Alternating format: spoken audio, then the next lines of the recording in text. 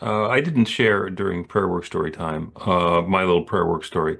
In December, a bunch of ministers got together, including Dave.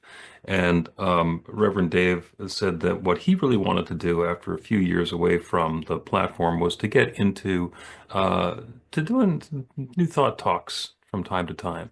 And unbeknownst to him, I had been thinking, I need to get somebody to cover a pulpit at New Thought Philadelphia more often because I have wonderful things to say, and I've got enough of an ego to think that I can do it every Sunday morning. But sometimes I like to hear something different. I got to imagine the rest of the community does too. So that's our mutual prayer work story. And I would like to introduce Reverend Dave Schpok. I can say without a doubt that I love you. And I'll get into why that is in a little bit. So, we often say that we live, move, and have our being within an unconditioned field of love that responds by the activity of law. That we each are an individualized expression of that infinite love of the creative power that brought this forth into this moment. Pretty words. But what's it really mean? What does it mean to be an individualized expression of an infinite power of love? I've struggled with this on occasion because statements come into my mind, like, I hate bigots. And I recognize the truth that that cannot be a statement of love. It's inherently contradictory, as are many of the thoughts that roll through my head when I'm allowing it to be influenced by the only internal opposition that exists to love, which is fear. The only thing that can stop me from expressing love in its fullness in each and every moment is fear. Fear that my love expression will be rejected. Fear that it will be unappreciated or unreciprocated. Fear that I'm being foolish, but I get in front of people and talk all the time, so I'm not that afraid of that anymore. Being foolish is something I'm kind of good at. When you can learn to laugh at it, you can start to have a little bit of self-love about it. But there was something that happened to me, and I'm going to jump rails for a minute because this goes back to that still, quiet voice that says, I love you, that we each have within us, that sometimes we have a hard time actually believing that that self-love that is the nature of being expressing in me and as me. And I'd like to remind each of us for a little bit that we are always to some degree or another expressing self-love. And I know this, and I know that I can say that I love you because of something I ran across many, many, many years ago that was written in the 70s before I was reading this kind of stuff. It was by M. Scott Peck, because much of my life I have tried to determine what love is. And many of us, there have been entire libraries full of writing about what love is. But this was the only practical definition of love that I took to heart and I live by. So Peck said that love is the will to extend oneself for the spiritual growth of oneself or another. And I thought, that's actually something I can work with. That's a practical definition that gives me both a sounding board on whether my activity and my action is being loving or not. You see, it's my belief that love is not easy, that it requires effort on our part to actually express the love that we feel inside. It's not just the feeling, although that's a lovely feeling. I mean, it's great to be loved upon and to feel the warm, fuzzy connection with somebody else that allows us to tamp down the fear and let that love come through our expressions. But when we get into this idea that if I am extending my will to grow in spiritual directions, then I am expressing self-love. So this can be as simple as I got up this morning and I took a shower when I really didn't want to. I would have rather have stayed in my pajamas, pulled the cover back over my head, and just let the day slip into the afternoon before doing anything. But instead, I said, no, that's not really going to be a growth process for me because I've done that on occasion. And I know it generally doesn't lead anywhere other than to a really late night. Um, each one of us has done many, many, many things throughout our lives to express this self-love. Every time that we decide that we're going to take a class, we don't know where it's going, but it sounds interesting. Let's do that. That's an expression of self-love.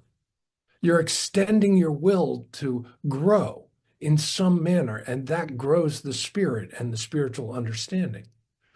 Um, Anytime we find a new hobby that we want to really find out about, and we extend ourselves to do the background work that's required to actually become proficient in something, whether it's a craft or a sport or whatever it happens to be for each of us, that is an expression of self-love. It becomes even deeper when we realize in our lives that for us to truly experience a greater connectedness with other people, we have to become connected with ourselves and grow outward into those expressions that connect us with other people. This is where we begin to evidence that part of the willingness to extend ourselves for the spiritual growth for another.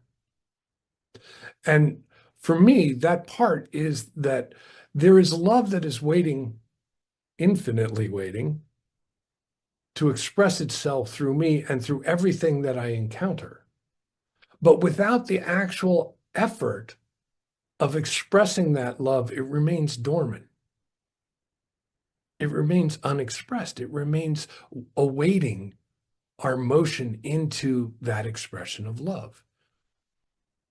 You know, the fear has said, don't do that. It might be foolish.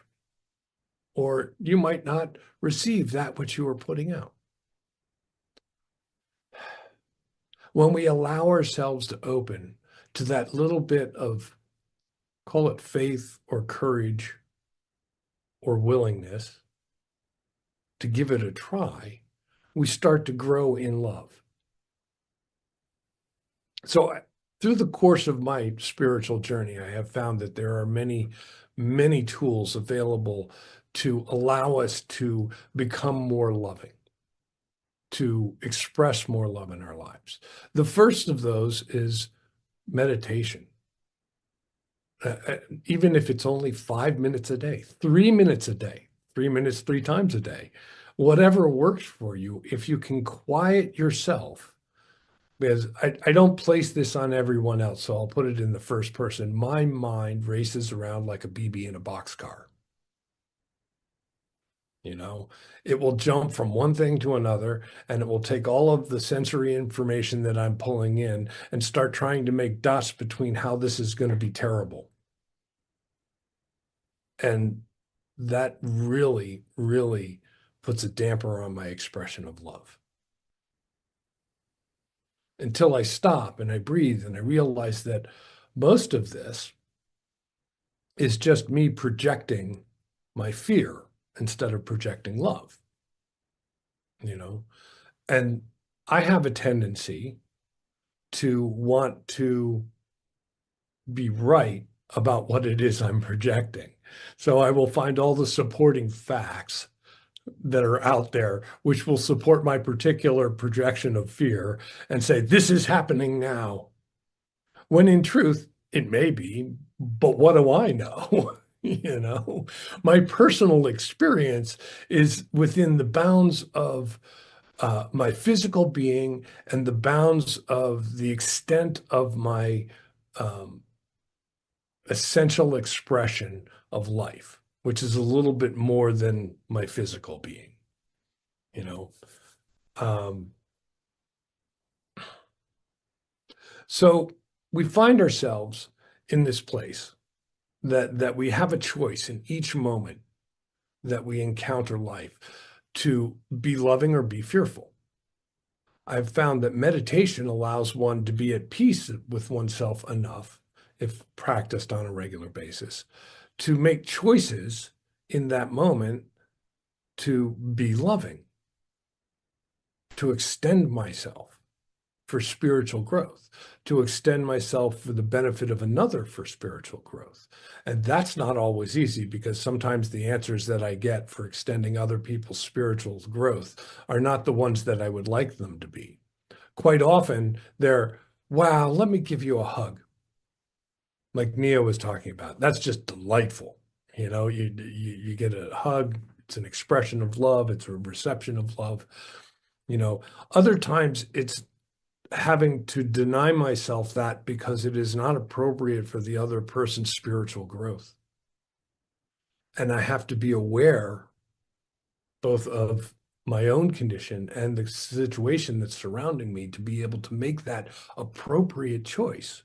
And one of the ways that I have found makes it easier to make that appropriate choice is to take a 30-second break from the situation. Might only be allowing a 3-second break, but you take what you can get, and to stop and pray, knowing that the infinite intelligence and the allness of love must be present right here, right now. Allow me the correct words in response. Let me be the channel of that love. Let me speak the words that are healing. Let me take the actions that are appropriate. I had an experience once, many, many, many years ago, before I had even found New Thought. I was doing some seminar, and there were about 150 people in the seminar. And, it was a heart opening exercise and all that kind of stuff. And we formed two circles, in the inside and the outside. And, and you had to express yourself as the circles rotated. You got to express yourself to the next person over each time. And, non-verbally. And so there were many handshakes and many hugs. And there was this one gentleman of Indian descent, and who was very well spiritually developed, much more so than I was at the time. And he came before me, and I started to hug him, and he just stood there silently, arms at his side, and was with me for the time that we were together, but made no outward motion. And then the circle moved again, and I was offended. I mean, I was offended that he withheld this expression of appreciation from me. And it took me many, many years to come to the realization that his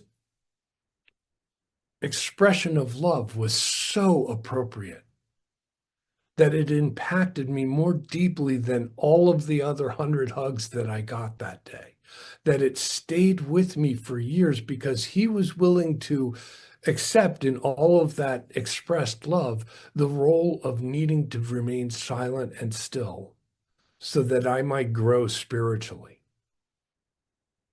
Now that's an expression of love, in a way that just completely turned my world upside down, and stuck with me, and still remains with me. It's one of those resources that he gifted to me that I can use when caught in a situation in which I may need to remain silent and motionless to be the expression of love for the benefit of someone else's spiritual growth. Sometimes we can find ourselves not quite in a mental state to express love. There are other tools that we have.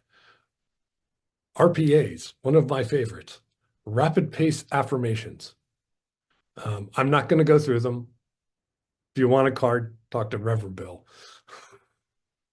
But they are a great way to reorient our mind away from fear and into the allness of love, that higher consciousness that allows us to be that bright light in that moment with the right words, with the right actions, with the knowledge that we are, in fact, and this is a truth behind everything, God speaking onto itself to recognize itself through us and through whomever we've encountered.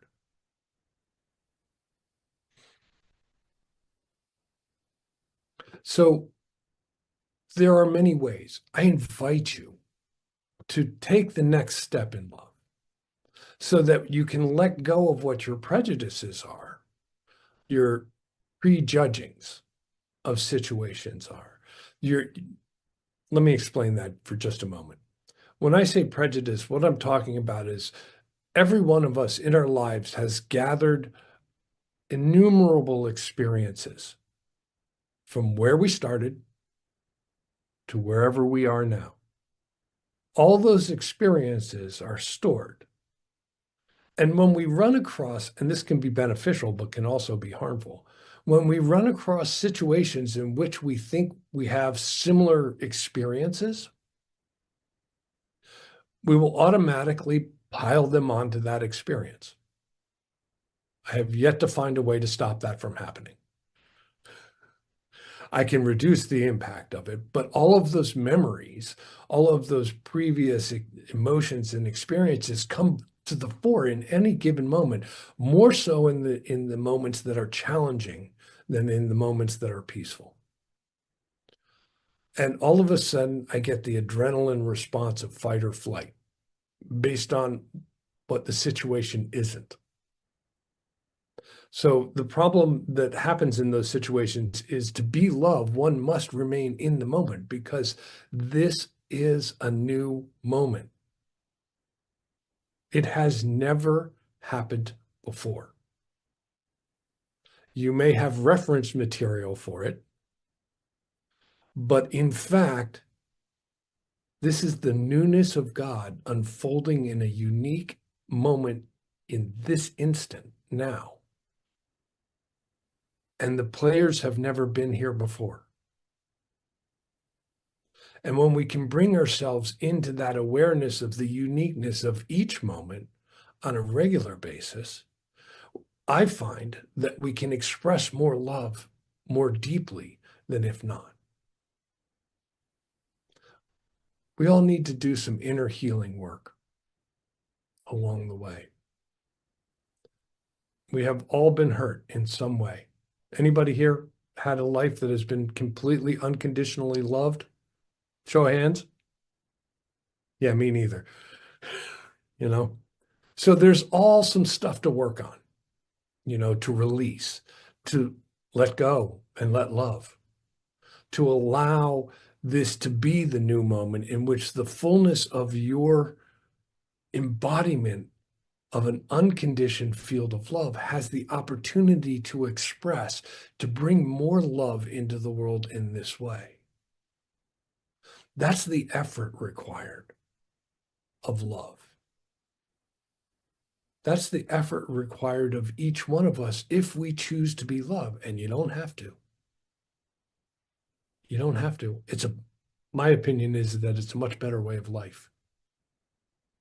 That living in peace, harmony, joy, understanding, and recognition of the uniqueness of each individual's point of view is a greater expression of love and that creative intelligence that is emerging through all of this activity of being for us right now. Sometimes it can be more challenging than others because sometimes I don't agree with them. I don't know about you guys, but you ever get that? What are they doing? Here's a quick resolve to that. What are we doing?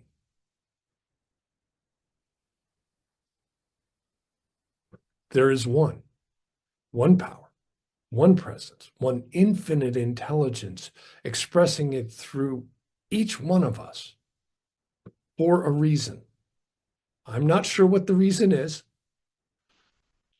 My spiritual enlightenment has not reached that level yet, you know, but I am surely working towards finding that field that's out beyond right and wrong, that is, in fact, that unconditioned field of love, so that I may experience more love in my life, more joy in my life, more harmony in my life, more unity in my life, as I experience when I'm talking to you guys, because I love you.